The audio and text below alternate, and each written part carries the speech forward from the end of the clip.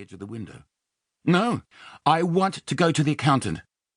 I want to hear that this is all a big misunderstanding. I want to go home. I want things to be the way they were when we brought you into the business." She paused. "The trouble is, I don't think that's going to happen." Gripping the steering wheel tighter, Kyle could see all his hard work, the long hours on the tractor, the countless times he'd bitten his tongue to get on Oliver's good side, being snatched away by the opinion of a person he didn't even know. The accountant was paid by Oliver, instructed by Oliver. If he wanted Kyle out of the business, that's exactly what would happen. Everything was going wrong. His whole life was coming to a grinding halt over a stupid misunderstanding. "Kyle, slow down." "What?" Alice's voice broke through the waves of anger that were overtaking Kyle's mind. "You're going too fast. Look!" His wife nodded frantically towards the speedo. He looked down. 120. Lifting his foot slightly, the ute slowed. Kyle dragged in a deep breath. "Look, Alice." "No, Kyle. I don't want to talk about it." She held up a hand in a stop sign. "I want to get to Foster and Foster and see what Hannah has to tell me." "Oh, yeah? And what about what I want? I'm your husband. Don't I get a say in any of this?" The red-hot angry words shot out of him before he could stop them.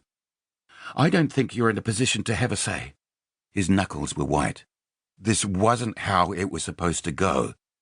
Glancing in the rear-view mirror, he saw a vehicle coming up behind them, the indicator on as if they were going to overtake. His eyes flicked back to the landscape in front. Large, fat-trunked trees lined the road leading to the corner, not far ahead. The morning was foggy, and dew was glistening in the pale light as the sun tried to force its rays through the heavy, lead-grey cloud. The white Nissan X-Trail pulled out. "Really?"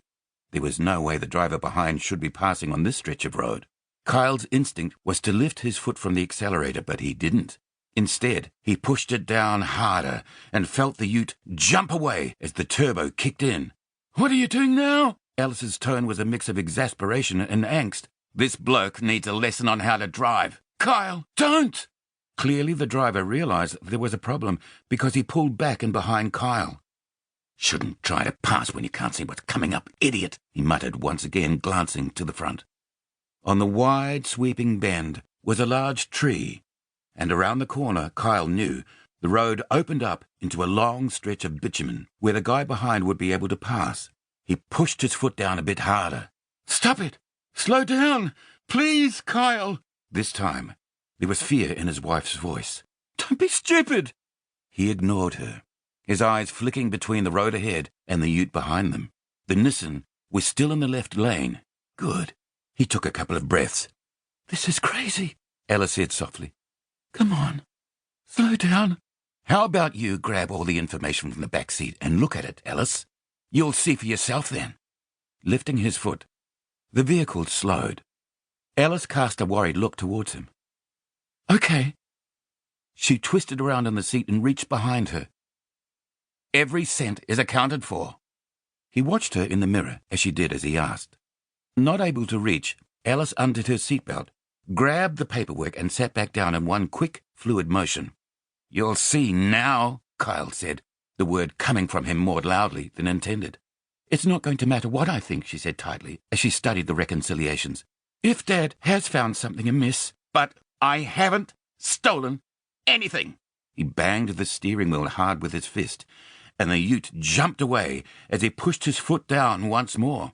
"I haven't!" His face was warm from the anger that was radiating through him, and his fist throbbed a little from hitting the wheel. She looked up from the printed pages. "Kyle?" "What?" The words snapped out of him.